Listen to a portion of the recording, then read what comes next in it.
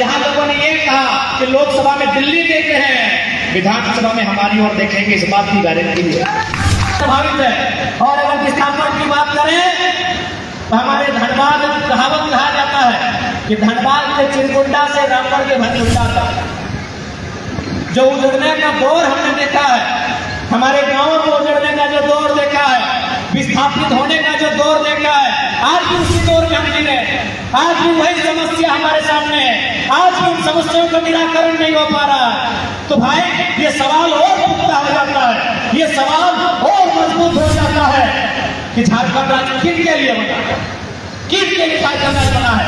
क्या किसी परिवार विशेष के लिए बना है? बताइए, क्या किसी परिवार विशेष के लिए राज्य बना है?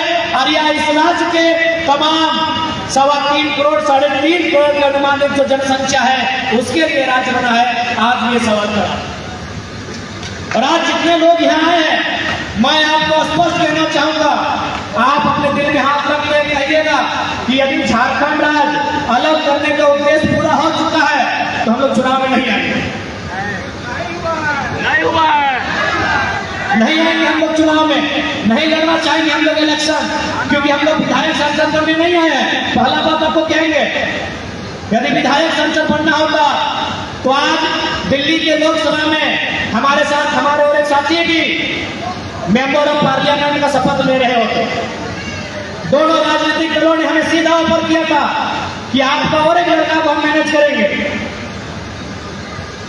हमें 3-4 सीटों को चुनने का अवसर दिया था कि आपने 3-4 सीटों में 2 सीट चुनिए, एक में आप खुद लड़िए और एक में अपने किसी लड़के को लड़ाइए। और पढ़े लिखे नौजवान है हमारे पार्टी में, जितने भी चुनाव लड़े, चाहे देवेंद्र जी रहे चाहे संजय जी रहे, सब पढ़े लिखे नौजवान है। अगर हम लोग केवल 2 दिन का समय लेते हैं और एक बार फीडबैक लेते हैं, हम लोग तीसरा दिन बोल देते हैं कि किस पार्टी के साथ जाने से हम लोग एमपी का चुनाव जीत जाएंगे। और आपसे भी छुपा नहीं है, आज 5 सीटें किसके पास गई और 9 सीटें किसके पास आई, आपसे छुपा नहीं है। दोनों पार्टियों को सीधा ऑफर था,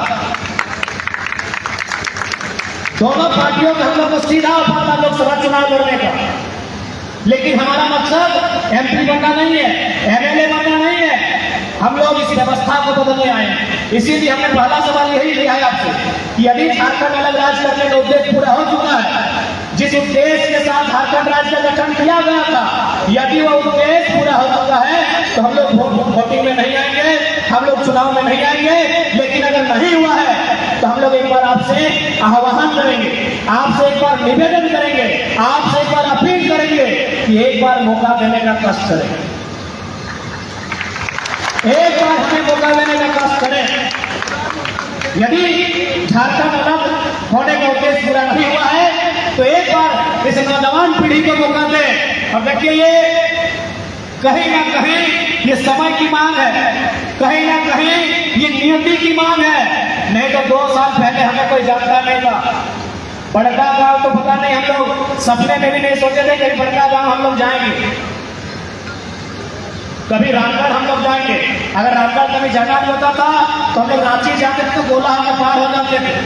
कभी ये नहीं सोचा था कि हम लोग कभी इतना दूर से कोई रिश्ता नाता या कुटुंब घर भी जोड़ाएगा कि हम लोग कभी एक चाय एक गिलास पानी पीने के लिए जाएंगे। लेकिन आज 2 साल पहले हमें कोई नहीं जानता था, लेकिन आज 2 साल बाद ऐसा दौर आया है।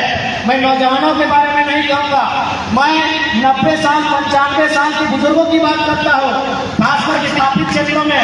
जब तक वो 12 बजे रात में चाहे 1 बजे अगर हम लोग एक वीडियो में देखेंगे तो उनको नींद नहीं आता।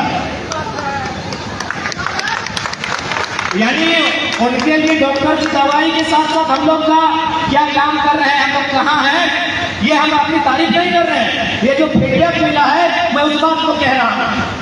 आज 90-95 साल के बुजुर्ग अपने घर में एंड्रॉइड मोबाइल खरीदवाए हैं, जिनको बटन वाला मोबाइल चलाने नहीं आता है, बस केवल हम लोग स्पीड सुनने के लिए।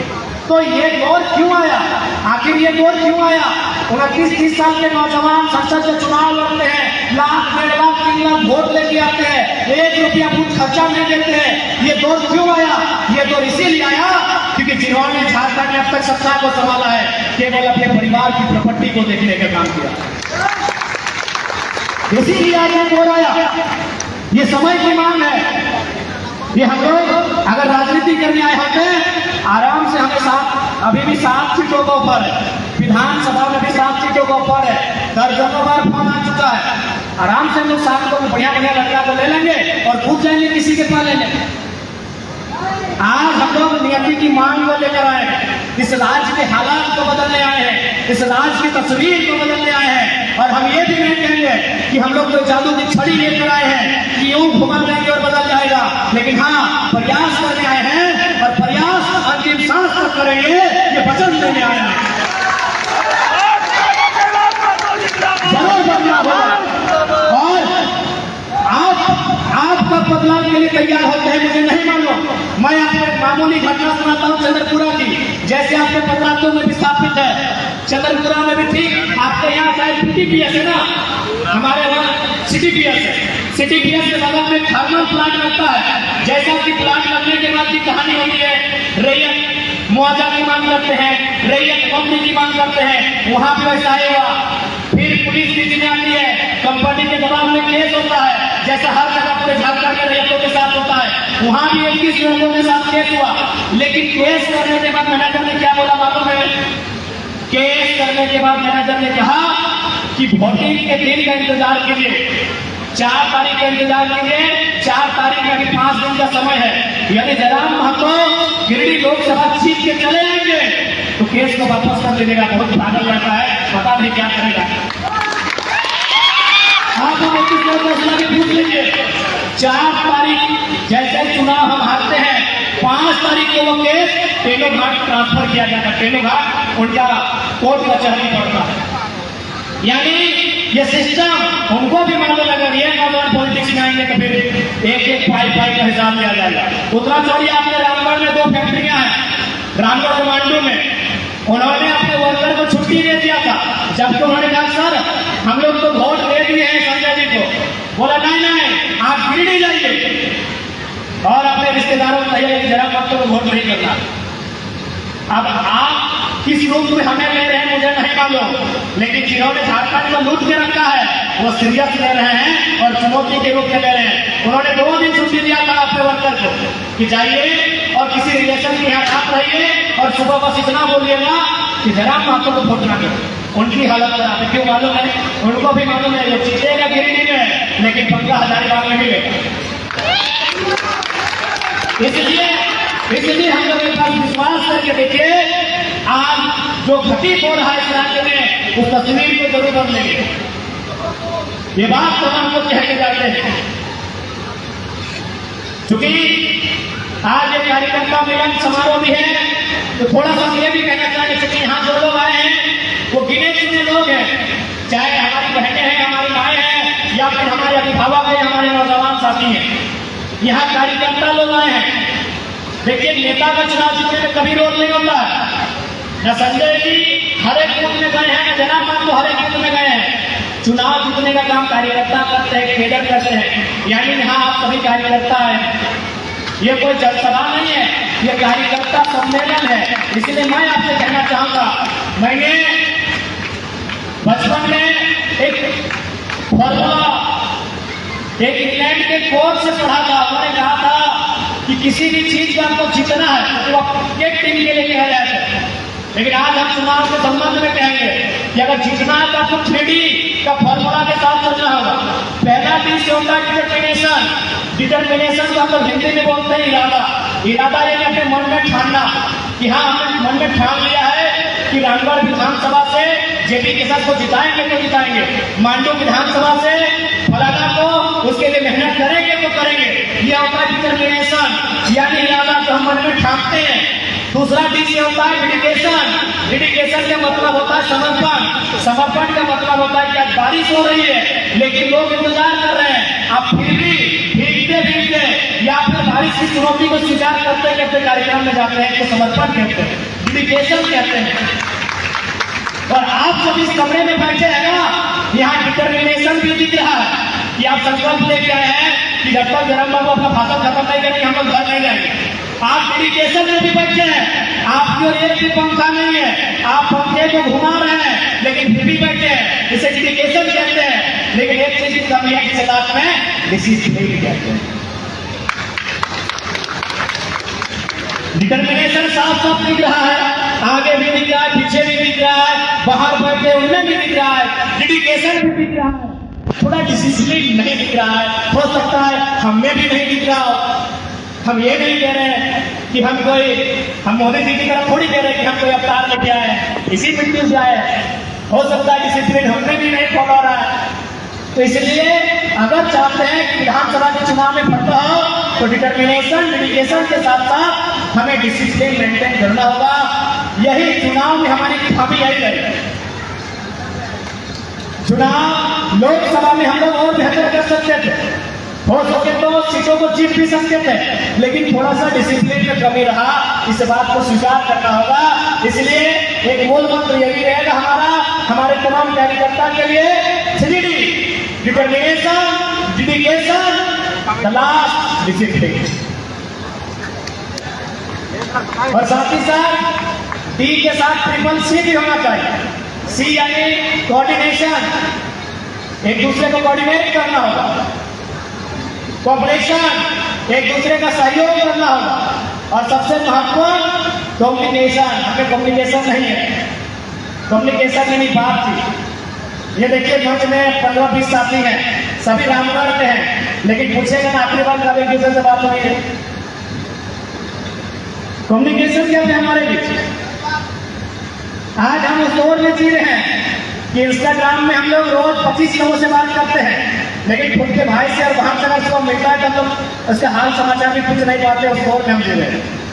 तो इसलिए अगर किसी संगठन को जिंदा रखना है तो कोऑर्डिनेशन, कोऑपरेशन और कम्युनिकेशन होना चाहिए। नो डाउट हम लोग कोऑपरेशन करते हैं, भले मन में नहीं है, लेकिन पार्टी के नाम पे कोऑपरेट भी करते हैं। लेकिन जो कम्युनिकेशन है उस कम्युनिकेशन में अभाव है। हम एक दूसरे को बात करना पसंद नहीं करते हैं, एक दूसरे से मिलना जुलना पसंद नहीं करते हैं। इसलिए देखिए, आप मुखिया के चुनाव में नहीं आए हैं, आप मुखिया का चुनाव लड़ने के लिए नहीं आए हैं, आप विधानसभा का चुनाव लड़ने आए हैं, आप एक राज्य को बनाने का चुनाव लड़ने आए हैं। अगर आपके अंदर ये गुण नहीं होगा, ये क्वालिटी नहीं होगी, तो मुझे नहीं लगता है कि हम लोग विधानसभा अच्छा कर पाएंगे। देखिए, अगर ज्यादा क्या है, हार भी जाएंगे तो हम लोग आंदोलन करेंगे, लेकिन आंदोलन से मैक्सिमम समस्याओं का समाधान नहीं होगा। आज तो लाखों लोग हम लोगों पे उम्मीद लगा के रहते हैं। आज जो अपने मजदूरी का कुछ अंश बचाकर हमारे लिए चंदा करते हैं, हमें चुनाव करने के लिए सहयोग करते हैं, बड़ा दुख होगा। अगर हम अपने स्वार्थ की पूर्ति के लिए अगर उनके विश्वासों का गला घोटने का काम करते हैं, तो हमें लगता है भले ये लोग बड़े भोले भाले हैं, ये आपको माफ कर दें, लेकिन आपका जमीर आपको माफ नहीं कर पाएगा। इसीलिए ये दौर नहीं है हमें आपस में प्रतिस्पर्धा करने का, ये दौर नहीं है हमें आपस में द्वेष फैलाने का, ये दौर है इस राज्य के नवनिर्माण का, इस राज्य के पुनर्गठन का, इस राज्य की आवाम के जो हक अधिकार जिनसे वो वंचित हो रहे हैं, उस हक अधिकार को स्थापित करने का यह दौर है। यही हम कहना चाहेंगे। और अंत में यही कहेंगे कि भैया अभी देख लीजिए, इंडिया की टीम को T20 वर्ल्ड कप जीत के आई है। क्या खुशी है, क्या उल्लास है, क्या हर्ष है। चाहे मैन ऑफ द मैच जीतने वाले विराट कोहली हैं, या फिर एक मैच में मौका ना मिलने वाला यशस्वी जायसवाल है, जश्न मना रहे कि नहीं मना रहे। तो हमारे कहने का मतलब है कि हारी हुई टीम का कैप्टन बनने से अच्छा है विजेता टीम का प्लेयर बन करेंगे। आपस में लड़ते लड़ते हार गए ना, आपस में लड़ते लड़ते हार गए ना, तो फिर भैया बड़ा अफसोस लगेगा। जाइए अभी यशस्वी जायसवाल से पूछिए, भैया कैसा फील कर रहे हो? गदगद फील कर रहे हैं। अरे मैच खेले चाहे नहीं खेले, वर्ल्ड चैंपियन है। पूछिए जहाज से क्या चाहते भैया, कैसे है? वर्ल्ड चैंपियन है।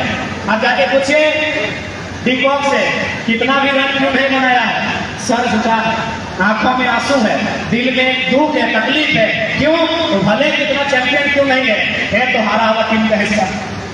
इसलिए इस बात को भी इस चुनाव में समझिए। आप अगर गुट बना के रहेंगे, एक दूसरे की टांग खींचेंगे, तो नो डाउट हम अच्छा है, हम अच्छा कर भी लेंगे, लेकिन अगर जीती हुई टीम में नहीं हिस्सा बन पाते हैं तो बड़ा अफसोस लगेगा।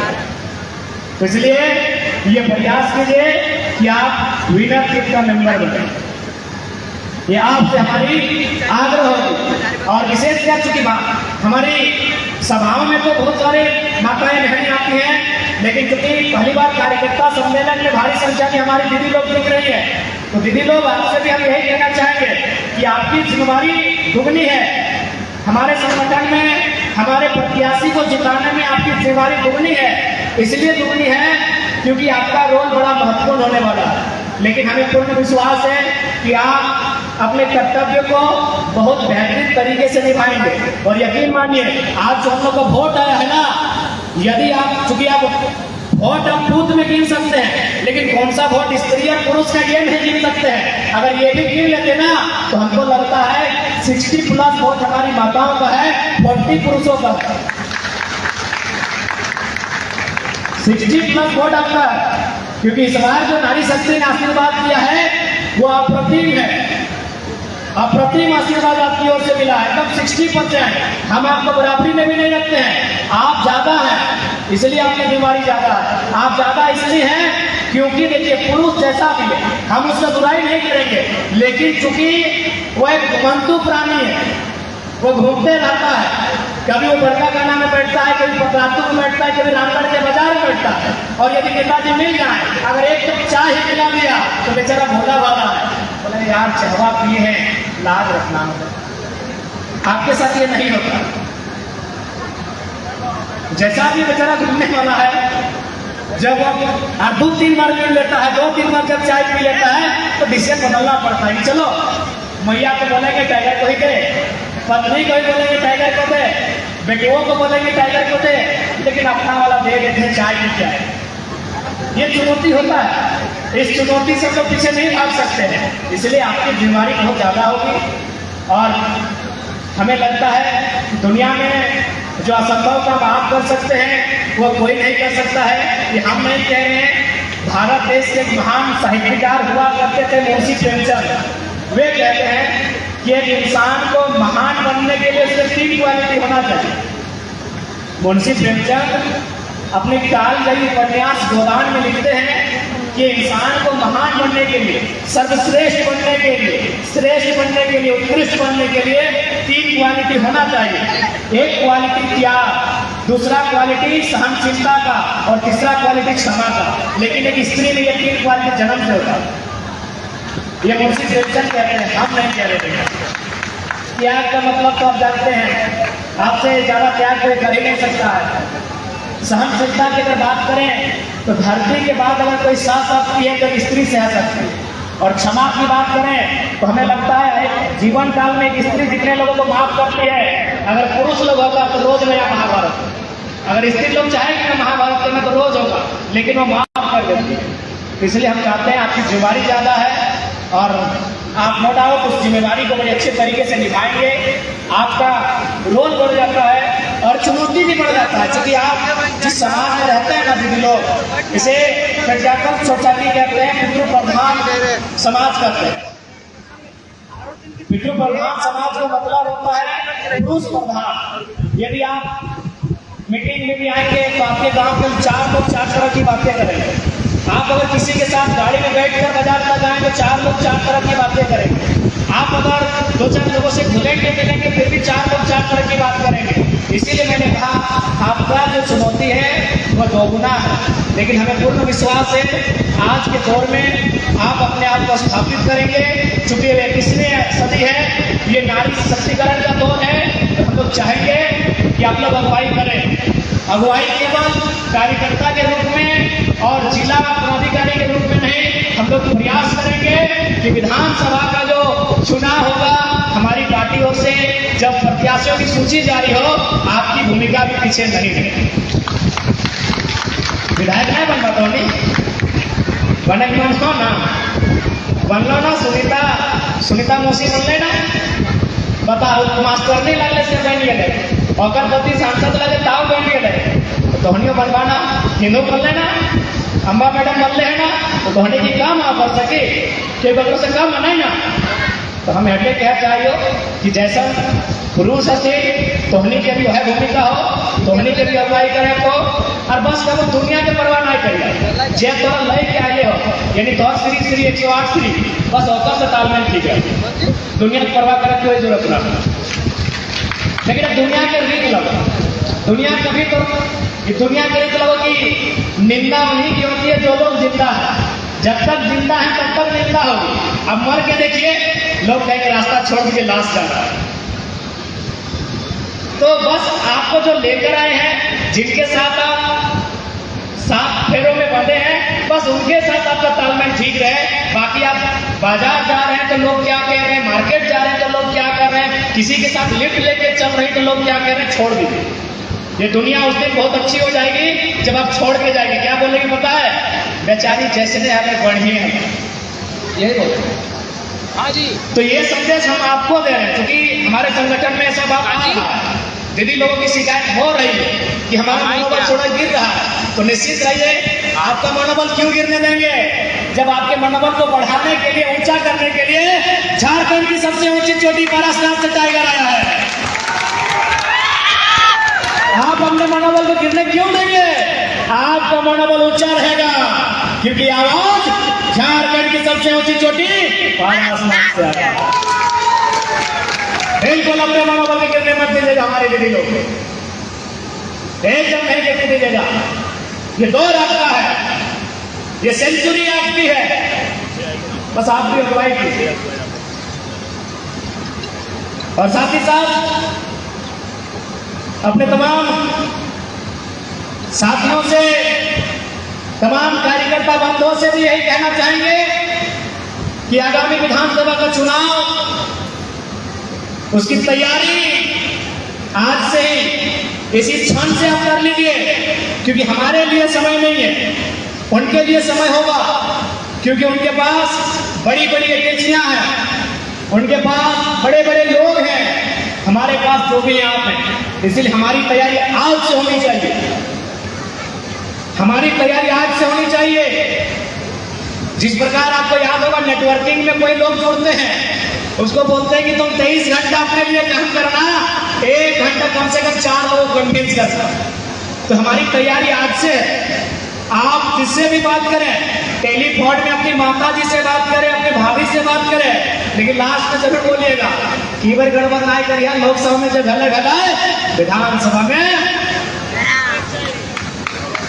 आज से, क्योंकि भले आज आपको लग रहा है कि नहीं ये जुलाई, अगस्त, सितंबर, अक्टूबर, आपको हाथ में लग रहा है 4 महीना, यकीन मानिए जैसे जैसे चुनाव नजदीक आएगा, हम अपना एक्सपीरियंस बता रहे हैं गिरिडीह लोकसभा का, आज भी हमको मलाल होता है कि काश तो 10 दिन हम अंडरग्राउंड हो गए थे, अगर बाहर होते हैं तो हजारीबाग को भी और अच्छा करते हैं और गिरिडीह को हम जीत जाते हैं।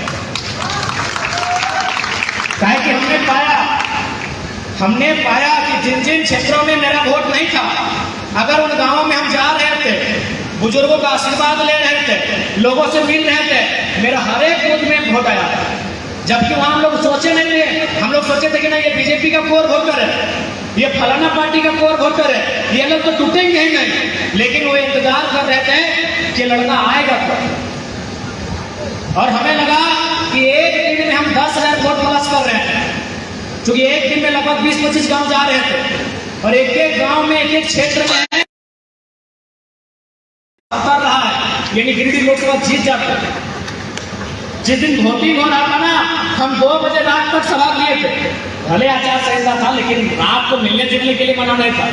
हम घर में जा जाके लोगों से 2 बजे रात तक मिले थे और दिल यही कह रहा था कि काश और 1 सप्ताह देते, और 1 सप्ताह मिल जाएगा तो चुनाव आराम से जीत जाएगा। तो इसीलिए हमारे पास साधन संसाधन की कमी है। आप आज के दिन से ही लग जाइए, विधानसभा मैक्सिमम होना चाहिए। और देखिए जो भी हमारे प्रत्याशी होंगे उसको चुनने का काम भी आप करेंगे। हम तो बोल ही दिए हैं कि भाई जनता का फीडबैक सर्वोपरि होगा। देखिए हम लोग एक नई क्रांति लेकर आए हैं। हम लोग किसी को हाथ खड़ा करके नहीं बोलेंगे कि यह है अमरेंद्र भावल, इसको राजा स्वीकार करिए, जनता तय करेगी। हम तो पहली बार जिस प्रकार की हमेशा जो परीक्षा में भाग लेने वाले नौजवान शिकायत करते हैं कि चपरासी बनने के लिए परीक्षा देना पड़ता है, और जो लोग मेडिकल का स्पेलिंग नहीं जानते हैं स्वास्थ्य मंत्री बन जाते हैं। तो हमने एक प्रयास किया है, हम लोग एप्लीकेशन लेंगे, एक ट्रैक्टर में ढालेंगे, अपने प्रत्याशी को बाकायदा इंटरव्यू में भी लेके जाएंगे, उनसे सवाल जवाब भी होगा। तो इसलिए हमारे जो भी नेता आएंगे आपके बीच से आएंगे, आपकी राय शुमारी से आएंगे, आपकी रजामंदी से आएंगे। उसके बाद हम लोग घोषणा करेंगे कि रामगढ़ का प्रत्याशी ये है, बड़का गांव का प्रत्याशी ये है, और मांडू का प्रत्याशी ये है। और ध्यान रहे उस समय फिर पीछे मत चले जाइएगा, नहीं तो फिर मान के चलिए हम जीत गए। आज बगोदर के विधानसभा के जो विधायक थे विनोद सिंह जी अकेले हैं, उत्कृष्ट विधायक का अवार्ड भी मिलता है, लेकिन वो क्या करेंगे, कहां तक बदलेंगे? विधायक बनने नहीं आए हैं, बनने आते तो 2 सीट हम लोग लीड कर रहे हैं, 90,000 में 70,000। विधायक बनने नहीं आए हैं, सरकार में बैठने के लिए आए हैं। इसीलिए हमारे जो प्रत्याशी भी होते हैं उनको भी आपको वही प्यार देना होगा जो हमें देते हैं, वही समर्पण उनके लिए भी होना चाहिए जो समर्पण आपका हमारे लिए है, मेरे लिए है। नहीं तो विधायक बन के चले जाएंगे, 2-4 सीट हमको लगता है, और हमारा तो घर अभी पूरा झारखंड में डिमांड है, खाली बड़का गांव वाला लोग नहीं बोला कि यहाँ से लड़िए, तो हम लोग तो संभव तो है नहीं हर जगह लड़ेंगे। इसलिए आज और हमें पूरा आशा है कि हम लोग पहले प्रयास नहीं बहुत अच्छा करने जा रहे हैं। 9 से 10 सीटों में हम लोग 50,000 के आसपास वोट लेके आए हैं। मायने हैं, 1 रुपया खर्चा नहीं, आपका बूथ मैनेजमेंट नहीं, आपके पास कोई प्लानिंग नहीं, उसके बाद भी हम लोग 10 सीटों पे 50,000 वोट लेके आए हैं। मायने हैं वो 10 सीट को जीतेंगे। उसके बाद भी बहुत सारी सीटें जहाँ पर प्रत्याशी नहीं दिए थे, जहां लोगों ने ये कहा कि लोकसभा में दिल्ली देख रहे हैं, विधानसभा में हमारी ओर देखेंगे, इस बात की गारंटी है। क्योंकि आज हमारे इस राज्य के लिए ये भी हमारे लिए गर्व की बात है, हमारे 8 प्रत्याशी में शायद 6 तीसरे नंबर पर रह रहे हैं कि नहीं, यानी इस राज्य का तीसरा विकल्प हम बनने जा रहे हैं। एनडीए इंडिया के बाद हम तीसरा विकल्प इस राज्य का बनने जा रहे हैं। एनडीए को आपने देखा, एनडीए दिल्ली में रहकर बात करती है, इंडिया को आपने देखा, इंडिया हेमंत बाबू के परिवार की बात करती है। चंपाई चचा को रहने देते 3 महीना कम से कम, अभी तो जानते हैं कि आप झारखंड की बात करते हैं। एनडीए को भी आपने मौका दिया, इंडिया को भी आपने मौका दिया, अब नौजवानों को मौका दीजिए जो झारखंड को चारागाह बनाने वाले, झारखंड को लूटखंड बनाने वाले, उनसे आंख मिला सके और इस राज्य के लिए नियम बना सके, पॉलिसी बना सके, ऐसे युवाओं को मौका दीजिए। पॉलिसी बनाना कोई कठिन काम नहीं है, ये बनाना नहीं चाहते हैं, ये बनाना नहीं चाहते हैं, क्योंकि इनको भी मालूम है इनको चंदा मिलता है, इनको चंदा मिलता है, ये सबको मालूम है। ये अगर पॉलिसी बना देंगे तो जिनसे चंदा लेते हैं उनका हाथ कट जाएगा, इसलिए पॉलिसी बनाना नहीं चाहते। इसलिए आज तमाम राज्यवासियों से, आज के सभागार से, उपस्थित जनसैलाब के बीच से पूरे राज्यवासी को मैं संदेश देना चाहूंगा कि इस बार विधानसभा का चुनाव पॉलिसी बनाने के लिए, इस राज्य के लिए जो पॉलिसी बनाएंगे उनके लिए हो। हमने नली गली सड़क के दौर को देखा, वो काम आगे भी होगा, उस काम को मुखिया जी भी करेंगे, लेकिन इस बार विधानसभा का मुद्दा इस राज्य का मुद्दा होना चाहिए। इस बार विधानसभा का मुद्दा एक स्पष्ट सदृढ़ मजबूत स्थानीय नीति बनाने का होना चाहिए। 24 सालों से हम स्थानीय नीति को नहीं बना पाए हैं। इस बार विधानसभा चुनाव का मुद्दा एक बढ़िया नियोजन नीति होना चाहिए। इस बार चुनाव का मुद्दा एक स्थापना नीति और पुनर्वास आयोग का गठन होना चाहिए, ताकि जमीन देने वाले किसान, जमीन देने वाले रैया विस्थापन की मार झेलने के बाद अपने आप को अपाहिज महसूस न करे, अपने आप को बेघर महसूस न करे। तो आज इस बार का चुनाव नीति बनाने के लिए हो। और किसके लिए नीति? झारखंड के लिए, अपने परिवार के लिए नहीं। परिवार की नीति बन चुकी है। वो नीति आजसू भी मान रही है, वो नीति जेएमएम भी मान रही है और बीजेपी कांग्रेस भी मान रही है।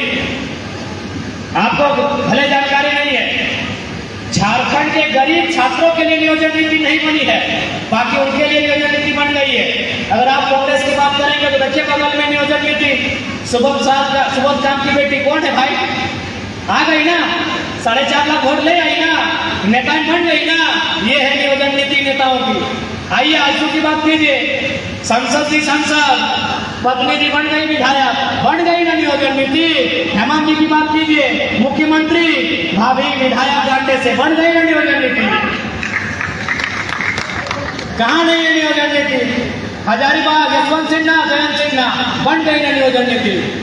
इस राज्य में, इस देश में नियोजन नीति है, लेकिन नेताओं के बेटों के लिए है, पूंजीपति के बेटों के लिए है, उनकी बेटियों के लिए है। हमें ऐसी नियोजन नीति बनानी होगी जिस राज्य के युवाओं के लिए बने, इस राज्य के युवाओं के लिए नियोजन नीति बने। हमें ऐसी सरकार बनानी होगी। बाकी आप इनसे बिल्कुल अपेक्षा नहीं कर सकते हैं, इनसे नहीं होगा। इसलिए नहीं होगा, जिस दिन वो अपने परिवार के ऊपर देखेंगे तभी हो पाएगा। उनको बोलिए, सबसे पहले उनको बोलिए आप अपने परिवार के जितने सदस्य उनको इस्तीफा मंजूर कराए। अगर वो अपने परिवार से बाहर नहीं सोच पाएंगे तो कैसे इस राज्य के बारे में सोचेंगे?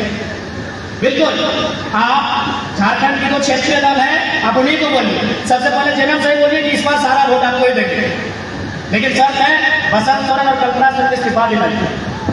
आप सुदेश जी से बोलिए इस बार सारा वोट आपको देंगे आज सुबह, लेकिन शर्त है आप चौधरी जी से और मौसी जी से इस्तीफा दिलाइए। अरे भाई, दोनों दो क्षेत्रीय दल हैं, दोनों से सवाल कीजिए। क्या एक परिवार तक सीमित रखेंगे आप? सत्ता को एक परिवार तक सीमित रखेंगे, संसाधनों को एक परिवार तक सीमित रखेंगे, या संपत्ति को एक परिवार तक सीमित रखेंगे? इससे बाहर आना होगा।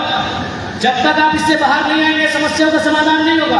आज हमारी इकोनॉमी सेंटर में जमा हो चुकी है, उस इकोनॉमी को सेंटर टू लेफ्ट करना होगा। लेफ्ट का मतलब आम व्यक्ति तक लेके जाना होगा।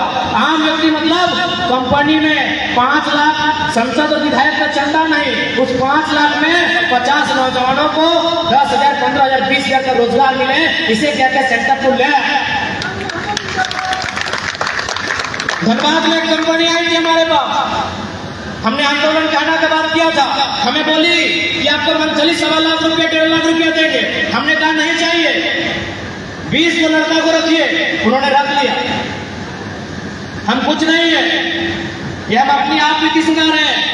अगर ऐसा हम पूरे तमाम कंपनियों में करने लगे ना तो हमको लगता है करोड़ रुपया मेरा महीना आएगा। और इनका आता है, इसीलिए नीति की बात नहीं कर पाते। ये मजबूर है, उनके चलने से, उनके करोड़ रुपए से इनके ऐशो आराम का जीवन चलता है। ये हम अपना एक्सपीरियंस बता रहे हैं। हमें धनबाद में, बोकारो में, जहां जहां आंदोलन का विषय बनता है, हर जगह ऊपर आता है, हर जगह ये ऊपर आता है कि आप लोग मैनेज हो जाइए, मैनेज हो जाइए। हम लोग कहीं 10 को, कहीं 40 को, देखिएगा पढ़िएगा अखबार में भी आ कि हम लोग 40 को, कहीं 20 को।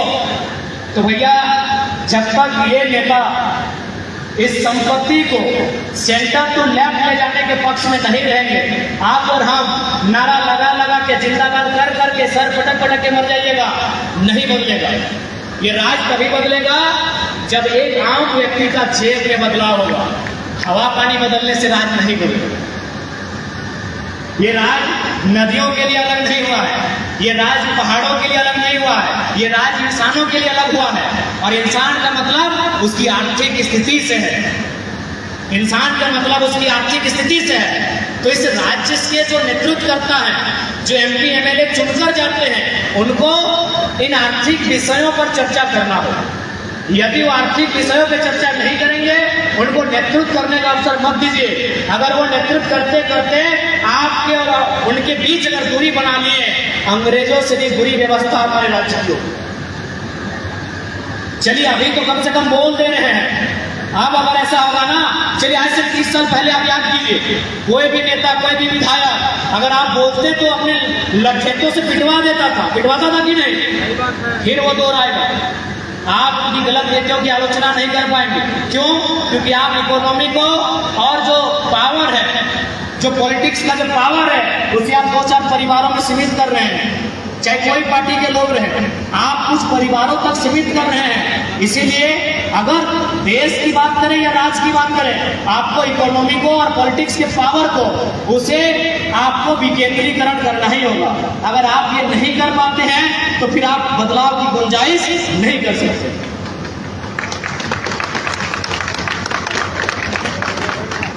तो इसलिए ज्यादा समय नहीं लेंगे, क्योंकि काफी गर्मी, काफी उमस है, और उम्मीद करते हैं आपके अंदर जो आज ये आग इस सभागार में दिख रही है, ये विधानसभा के चुनाव में भी दिखेगी। तैयार है ना? विधानसभा के चुनाव में बदलाव के लिए तैयार है ना? और आप निश्चित रहिए, हम लोग आपके विश्वास पर खरा उतरने के लिए अपना सर्वस्व न्यौछावर करेंगे। आपने जो विश्वास जताया है, आपके विश्वास का किसी भी सूरत हाल में न समझौता उससे किया जाएगा, न उससे हम लोग पीछे हटने का काम करेंगे। आपका विश्वास, आपका भरोसा सर आंखों पर होगा, वही हमारा सबसे पहला ताज होगा। आपका विश्वास ही हमारा ताज होगा।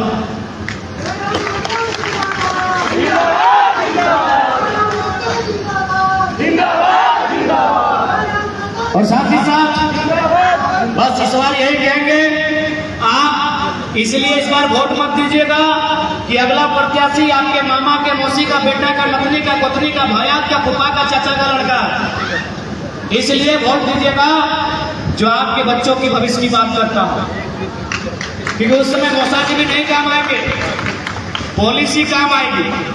अगर बेहतर पॉलिसी नहीं रहेगी तो मौसा जी भी और चचा जी भी काम नहीं आएंगे। इसलिए इस बार वोट कीजिएगा जो आपके बच्चों के, आपके घर में पढ़ने वाले बच्चों के भविष्य की लड़ाई लड़ रहा। आज क्या परिस्थिति है, आज पीजीटी एग्जाम की बात कीजिए, या सीजीएल एग्जाम की बात कीजिए, या जेपीएससी की बात कीजिए, या होमगार्ड की भी बात कीजिए, हर जगह करप्शन है, हर जगह धांधली। क्यों? हमारे पास दमदार लीडर नहीं है, हमारे पास निर्मल और शक्ति की तरह लड़ने भिड़ने वाले लीडर चाहिए। अलोका प्राइवेट लिमिटेड कंपनी के मालिक का नाती का बर्थडे में केक खिलाने वाले लीडर लेके आएंगे तो कहां से बदलाव होगा? इसलिए आज हमने कल कोल्हान में भी स्पष्ट कहा कि रिस्की सीएम चाहिए, क्योंकि आसान नहीं है। आप कॉर्पोरेट के खिलाफ आपको होना होगा, आपको तमाम उद्यमियों के खिलाफ होना होगा, आपको तमाम जो बीसीसीएल, सीसीएल है, टाटा है, वेदांता है, एचईसी है, हिंडाल्को है, आपका पीटीपीएस है, एनटीपीसी है, उनके खिलाफ होना होगा। रिस्की सीएम चाहिए, ऐसा किरदार चाहिए जो किरदार जमशेदपुर के पूर्व अमर शहीद सांसद सुनील महतो का था। 4 गोलियां लगी थी, वो शख्स जमीन पे धराशायी था, लेकिन फिर उठ के खड़ा हुआ कि अभी तो हम जिंदा है। फिर 8 गोलियां दागी गई, 12 गोली दागकर उसका जीवन व्यर्थ किया गया। ऐसा किरदार होना चाहिए, बिना रिस्क के नहीं होगा। जिनको लगता है आप सीधी रास्ते से, सीधी अंगुली से झारखंड में घी निकाल लेंगे, नहीं निकलेगा, नहीं निकलेगा भैया, नहीं निकलेगा। जो कॉर्पोरेट जगत है, जो गलत नीतियों के साथ जिस प्रकार से इस राज्य को, उतना छोड़िए, आपके बगल में भारतमाला योजना की सड़क है, आप पता कर लीजिए, वो सड़क 4 स्टेट से होकर गुजर रही है। यूपी में 22 किलोमीटर, बिहार में लगभग 160 किलोमीटर, झारखंड में भी 160 किलोमीटर और बंगाल में 250 किलोमीटर। जीएम लैंड सिर्फ झारखंड में मिला, जीएम लैंड मैक्सिमम झारखंड में मिला है, क्योंकि जीएम लैंड आपके बाप का है, सरकार का नहीं है। और वर्तमान सरकार ने भी यही कहा है, क्या मैनिफेस्टो पढ़िए कि जीएम लैंड की रसीद कटाई जाएगी, मालगुजारी रसीद कटाई जाएगी जीएम लैंड की। वो लैंड आपकी है, लेकिन केवल झारखंड स्टेट में वो जीएम लैंड कॉर्पोरेट को बेचने के लिए लैंड बैंक बना दिया गया। आप पता कर लीजिए बिहार में कितने किसानों की जमीन जीएम लैंड बन गई, कितने किसानों का वो जीएम लैंड बैंक बना है। ये बहुत बड़ी और गंभीर समस्या है। रोजगार से भी बड़ी समस्या आज जीएम लैंड और किसान की समस्या है। मैं इसलिए कहता हूं कि भले वो रोजगार में फेल हो रहा है, लेकिन उसके पास उसके बाप दादा की संपत्ति है। उसमें अगर वो चाहेगा तो खेती बाड़ी करके अपना जीवन यापन कर सकता है। लेकिन फिलहाल जो गवर्नमेंट की पॉलिसियां आ रही है, जिस प्रकार शहरीकरण बढ़ रहा है, जिस प्रकार उद्योग और धंधे बढ़ रहे हैं, आपके खेत कम हो रहे हैं, आपके खलिहान कम हो रहे हैं, आपकी जमीन कम हो रही है, तो क्या आप बंजारा बनेंगे? नो डाउट रोजगार समस्या है। रोजगार से बहुत बड़ी समस्या किसानों का खेत की समस्या है। अगर कोई नौजवान रोजगार नहीं कर पाया तो कम से कम उसका आसरा उसका पिताजी का खेत है, वहां जाके वो खेती करके अपनी भावी पीढ़ी का भरण पोषण कर सकता है। लेकिन यहाँ रोजगार भी काट रहे हैं और अपने खेत को भी छीना जा रहा है। इसका मतलब है अंग्रेजों ने जो गुलामी नहीं किया था उससे बुरी और बदतर गुलामी हुई। और ये हम आपको सुनने के लिए अच्छा लगे इसलिए नहीं कह रहे, आप पढ़े लिखे लोग हैं, अभी तो वकील लोग शामिल हुए हैं, बगल में मीडिया वाले बैठे हैं, हमको लगता है आप भी बहुत सारे लोग वकील इंजीनियर डॉक्टर बैठे हैं। आप पता कर लीजिए, आप पता कर लीजिए। इसीलिए हमने बार बार कहा आप लोग फिलोसफी के स्टूडेंट हैं, आज यहाँ बैठ के 25 साल बाद क्या होगा झारखंड में सोच सकते हैं। उसी को फिलोसफी कहा जाता है, दर्शन शास्त्र। 25 साल बाद इस राज्य के साथ क्या होगा ना, हम आज यहाँ बैठ के सोच सकते हैं। ये प्लानिंग, नौकरी भी हाथ से जाएगी और उद्योग धंधे बसाने के लिए आपकी जमीन भी आपके हाथ से जाएगी। उतना छोड़िए, अभी गोला और पेटवार में 2 किसानों से हम मिले, उन्होंने कहा कि जमीन को खरीदने में जो पूंजी लगी थी उससे आधा को भी सरकार देके हमारा जमीन ले ली। कहाँ सर पीटेगा वो आपने, कहाँ छाती पीटेगा बताइए। इसलिए इस बार सरकार बनाइए जो पॉलिसी बनाए, सरकार बनाइए जो जनता की बात करे, जो अपने परिवार की बात करे। उन्हें इस बार अवसर देने का कोई काम मत कीजिए, नहीं तो हमारा राज और पीछे चला जाएगा। और एक बात अंत में इतना ही कहेंगे, सरकार बने क्या हो अलग बात है, लेकिन हम लोग हमेशा जनता के बीच में रहेंगे। अगर सदन में मौका मिला तो सदन में हमारी गर्जना होगी, और नहीं तो आंदोलन में, धरनों में हमारा भूमिका रहेगी। हम लोग आपसे पीछे नहीं हटने वाले हैं, ना आपसे कटने वाले हैं। ठीक है, आज के इस कार्यक्रम को अपने वक्तव्य को यहीं तक रहने देते हैं, क्योंकि हम लोग भी सुबह से खाना वाना खाए नहीं है। 4:25 में आपका चित्रपुर एंट्री की है, वहीं रात रहे 4:25 सुबह। तो हम लोग का जीवन क्या है, कैसा है, फिर भी ये ताकत आप समझ सकते हैं भैया, कोई ना कोई ताकत है हमारे साथ। आप चाहे तो सीसीटीवी चेक कर लीजिएगा होटल का। 4:25 सुबह हम लोग आए हैं। 2 बजे कोल्हान से निकले हैं, कोल्हान से तो 2 बजे निकले हैं, रामगढ़ 4 बजे सुबह पहुंचे। कब सोए कब नहाए क्या किए कोई आइडिया नहीं, फिर भी इस ताकत के साथ आपके भी संबोधन कर रहे हैं। इसका मतलब कोई ताकत है जो सपोर्ट कर रही है, उस ताकत को स्वीकार कीजिए इस पर विधानसभा के चुनाव में। सानू महतो झारखंडी को लाइक, फॉलो, शेयर, कमेंट करें।